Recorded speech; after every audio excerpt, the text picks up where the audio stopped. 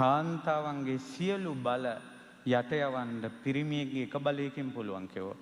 බුදුරජාණන් වහන්සේ වදාලා කාන්තාවන් ලෝකේ බලවත් වෙන කරුණු පහක් තියෙනවා.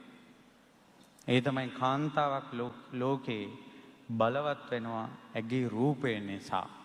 ඒකට කියනවා රූප බලය. ඊළඟට කාන්තාවක් ලෝකේ බලවත් වෙනවා භෝග බලය. ඒ කියන්නේ එයා හොඳට ඉගෙනගෙන එයා ධනවත් වෙලා. ඒ නිසා කෙල්ලෙක් ධනවත් වුණොත් එයා ලෝකේ බලවත් වෙනවා. ඊළඟට කාන්තාවක් ලෝකේ බලවත් වෙනවා ඥාති බලය. ඥාති බලය කියලා කියන්නේ එයාට හොඳ ෆැමිලි එකක් තියෙනවා.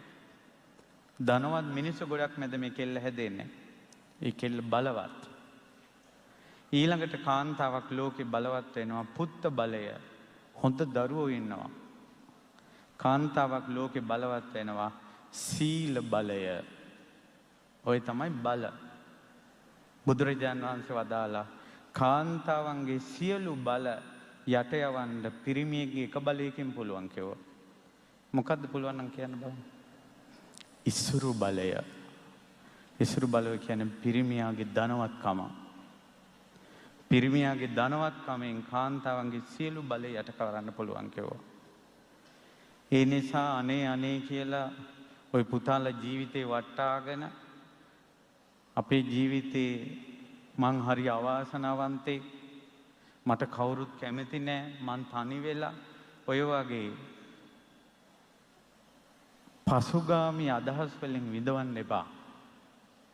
ජීවිතේ පොඩි තැනින් පටන් ගන්න. O level පාස් වුනේ නැත්නම් කෝස් එකක් හරි කරන්න. A level පාස් වුනේ නැත්නම් කෝස් එකක් හරි කරන්න. ඩොක්ටර් කෙනෙක් වෙන්න නම් බයෝ කළේ.